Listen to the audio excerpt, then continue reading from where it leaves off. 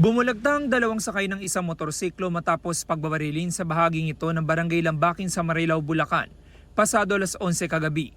Dead on the spot ang mga biktima na nagtamo ng mga tama ng bala ng baril sa katawan.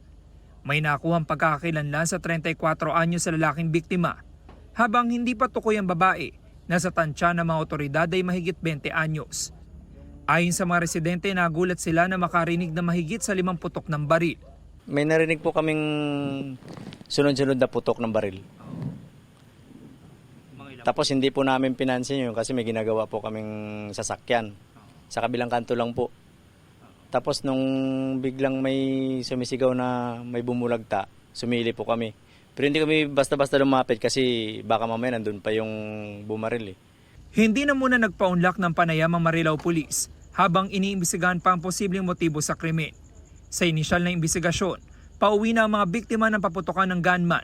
Halos 5 metro ang layo sa inuupahan nilang bahay. Nakasakay rin sa isang motorsiklo ang salarin na nakasuot ng itim na long sleeves at face mask.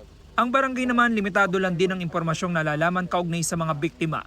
Hindi po namin masyadong kilala yung mga tao na yun dahil sabi po ng mga kapitbahay, 2 linggo pa lang daw po silang nakatira dyan. Kaya hindi po namin malaman kung residente talaga dito yan o saan galing. Nang iproseso ng SOCO, nakuhang nasa 38 sachet ng umano'y shabu mula sa bulsa ng shorts ng lalaking biktima.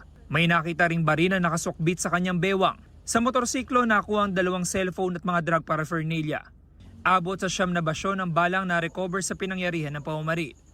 Nagkasana ng follow-up operation ng pulisya. Igan, mauna ka sa mga balita, mag-subscribe na sa GMA Integrated News sa YouTube para sa iba't ibang ulat sa ating bansa.